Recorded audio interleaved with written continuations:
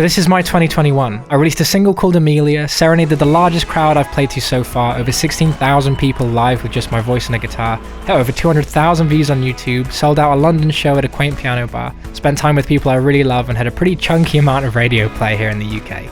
I've gone on to Canadian news and finally met the man Dave Stewart, and after making music for 3 years, had my first ever proper studio session. But let's get back to January, on top of that hill. So, January 2021, here we are. It did start with a little bit of a fumble. I accidentally formatted the wrong SD card and lost most of the footage from January to April, but I did manage to salvage some, including this. Finish this. Finish it. Not too sure what I'm on about, but I did also find footage from when we wrote Amelia. Around this time of year, I was still getting radio play for my last single, Tell Me Something. I wanted to put more energy into making live videos of me singing this year, and I did just that, with one of the songs even getting onto Canadian TV. What a surprise. With UK artist Otto.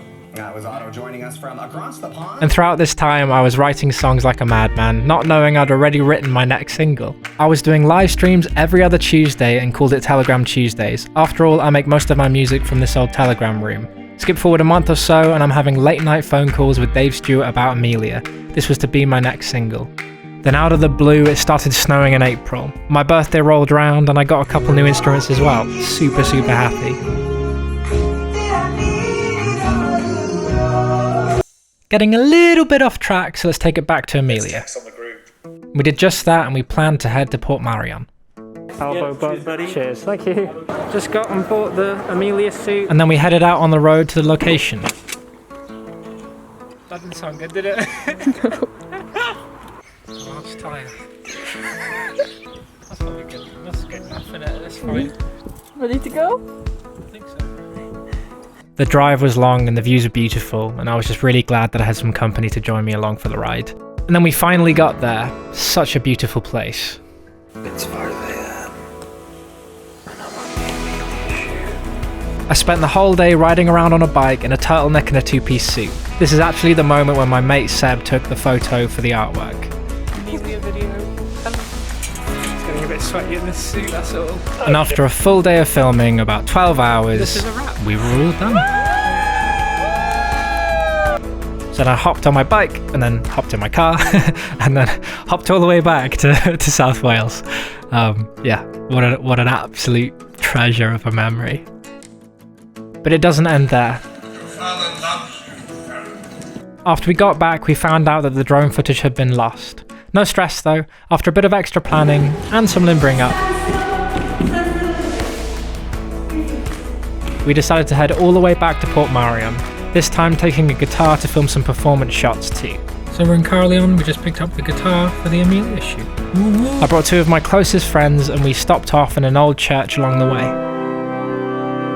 And then a note got stuck, and it got just a little bit awkward. Wow. The wait was completely worth it. I was so happy looking back on all the footage from the second shoot. It takes the video to a new place, breathed a bit of extra life into it. And while waiting for release, I recorded some live videos and carried on songwriting. Here it comes, here it comes. I had a chance at all. I'm so happy. It's out. It's out.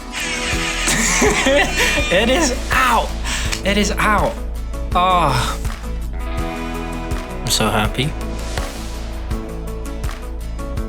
After this incredible coverage, just to top it all off, we had loads more radio play. And what does it do to your cheeks, a trumpet? I don't know. Which cheeks? Yeah. And this next part of my year makes me extremely happy looking back on it. Performing gives me life, and COVID has been a dark tunnel, but one of the highlights of my year was getting a call from a promoter asking me if I wanted to perform in front of 16,000 plus people supporting Sir Tom Jones. After a year and a half of not stepping onto a stage, this was such a surreal experience. I can't thank Orchard Live enough for giving me the opportunity. They're very lightweight, very good. We like this a lot as well. We've got a table for all of your sort of Jenga playing, Monopoly, chess, anything, any board game. Guess Who, all that. We love that.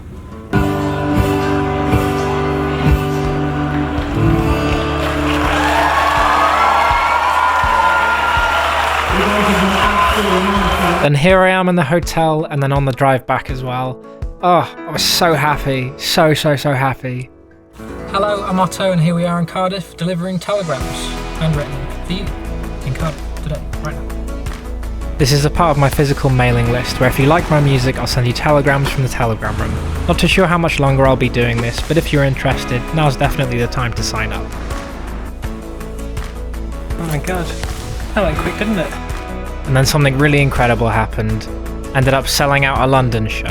Thank you so much for Track for putting the night on. It was an incredible night with some incredible talent and I'm so thankful to be a part of it, so thank you for having me.